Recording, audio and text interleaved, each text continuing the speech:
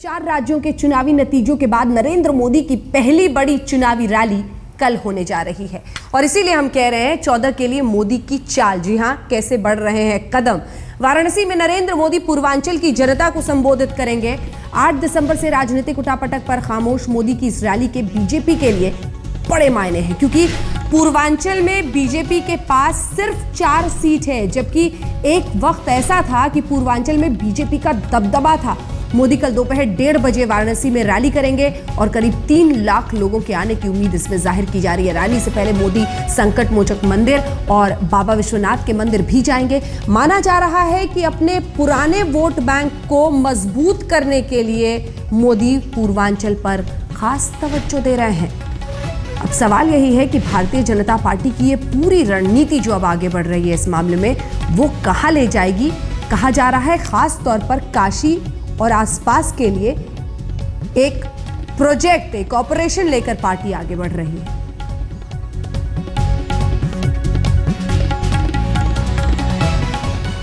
इसी पर हम करेंगे चर्चा। हमारे 2 सहयोगी हमारे साथ इस खबर पर जुड़ रहे हैं। अशोक सिंघल हमारे सहयोगी हमारे साथ इसी खबर पर जुड़ रहे हैं और अनूप श्रीवास्तव हमारे साथ जुड़ रहे हैं। सबसे पहले अशोक, आपका रुख करते हुए, ये वो जगह है जहां पर एक वक्त पर दबदबा रहता था बीजेपी का, लेकिन धीरे धीरे फिसलता गया पूरा मामला। अब सवाल यह है कि मोदी के जरिए जान फूंकने की फिर से कोशिश होगी, कवायद होगी।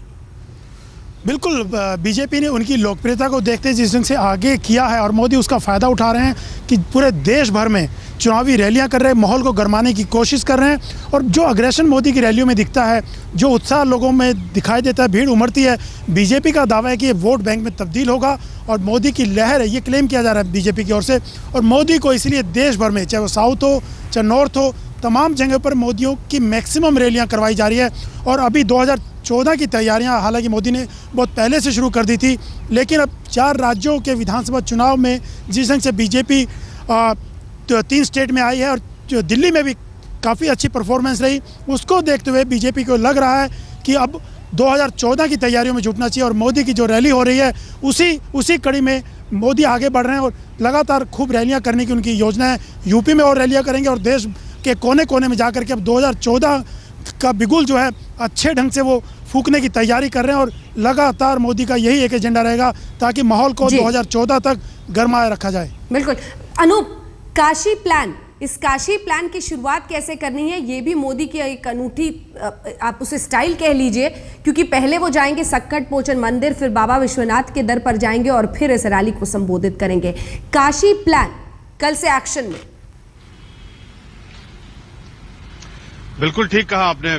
देखिए, सबसे बड़ा इम्पोर्टेंट चीज ये है कि जिस वाराणसी में कल नरेंद्र मोदी रैली को संबोधित करेंगे, उसी वाराणसी से उनके आगामी लोकसभा चुनाव में लड़ने की भी चर्चा है। 2 सीटें हैं उत्तर प्रदेश की, लखनऊ और वाराणसी, जिन पर से नरेंद्र मोदी चुनाव लड़ सकते हैं, जैसी कि चर्चा बीजेपी के अंदर से चल रही है। तो इस नाते ये रैली महत्वपूर्ण है।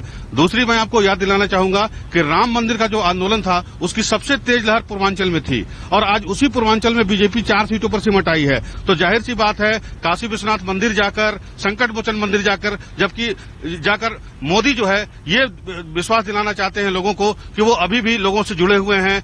भारतीय जनता पार्टी जो है वो उसका जो एजेंडा है वो अभी खत्म नहीं हुआ है। और कुल मिलाकर इन मंदिर में जाके ये भी माना जा सकता है कि बीजेपी का जो हिडन एजेंडा है संभवतः वो भी सामने आए। तो कुल मिलाकर वाराणसी में कल जो रैली हो रही है वो मोदी के लिए ही नहीं बल्कि भारतीय जनता पार्टी के लिए बेहद महत्वपूर्ण होगी, क्योंकि पूर्वांचल में अगर बीजेपी अच्छा कर निकलती है तो उम्मीद है उसे पूरी तरह उम्मीद है कि वो वेस्टर्न यूपी में भी अच्छा करेगी और कुल मिलाकर उसका जो टारगेट है 40+ सीटों का उत्तर प्रदेश में, वो पूरा हो जाएगा। और चूंकि दिल्ली का रास्ता उत्तर प्रदेश से होकर गुजरता है, इस नाते उनके उद्देश्य में ये सफलता मिलेगी और इसी नाते ये सारी कवायद चल रही है। पहली बार ऐसा हो रहा है कि नरेंद्र मोदी रैली के दौरान शहर के अंदर जा रहे हैं, दर्शन करने जा रहे हैं, मंदिर में जा रहे हैं, लोगों से मिलेंगे और यहाँ तक कि काशी विद्युत परिषद के जो लोग हैं वो भी उनसे मिलेंगे। हालांकि काशी विद्युत परिषद के लोग नाराज हैं उनसे, क्योंकि उनका कहना है कि मोदी ने अभी तक विकास का भारतीय मॉडल क्या होगा ये अभी प्रस्तुत नहीं किया है। लेकिन जैसे शुरुआत कर रहे हैं, संकेत और संदेश बहुत महत्वपूर्ण होता है राजनीति में और ये वो देने में कभी नहीं चूकते और वही कर रहे हैं, माहिर खिलाड़ी हैं राजनीति के।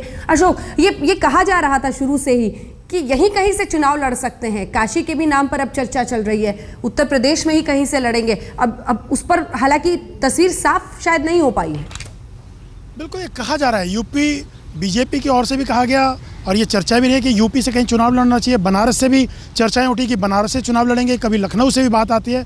लेकिन ये प्रेशर है, एक मांग है बीजेपी के भीतर भी कि यूपी से, क्योंकि अटल बिहारी वाजपेयी भी लखनऊ से चुनाव लड़ते थे, एक मैसेज दिया जाए यूपी से, क्योंकि यूपी में 80 सीटें आती हैं लोकसभा की, तो एक मैसेज जाएगा, माहौल गरमाएगा। क्योंकि यूपी से जितनी ज़्यादा सीटें ली जाती हैं, कहा जाता है कि बहुत फ़ायदा होता है सरकार बनाने में, तो एक मैसेज आता है देश भर में यूपी से चुनाव लड़ने पे। इसीलिए मोदी को ये कहा जा रहा है और ये चर्चा भी चल रही है कि मोदी अगर चुनाव लड़ें तो यूपी से लड़ना चाहिए। तो एक चर्चा जरूर है, लेकिन अभी फाइनल कॉल नहीं लिया गया है कि मोदी चुनाव लड़ेंगे कि नहीं लड़ेंगे, और लड़ेंगे तो क्या यूपी से लड़ेंगे।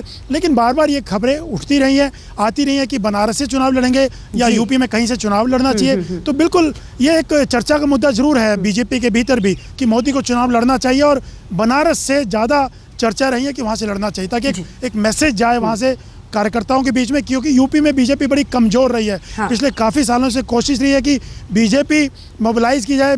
बीजेपी जो डेड सी हो गई है यूपी के अंदर, बहुत कोशिश की गई थी कि बीजेपी के भीतर एक अग्रेशन लाया जाए और लोग कार्यकर्ताओं को मोटिवेट किया जाए। तो कहीं ना कहीं मोदी कोशिश यही है बीजेपी के भीतर कि मोदी को यूपी से चुनाव लड़ा के वो एक माहौल बनाया जाए और कार्यकर्ताओं में जोश डाला जाए।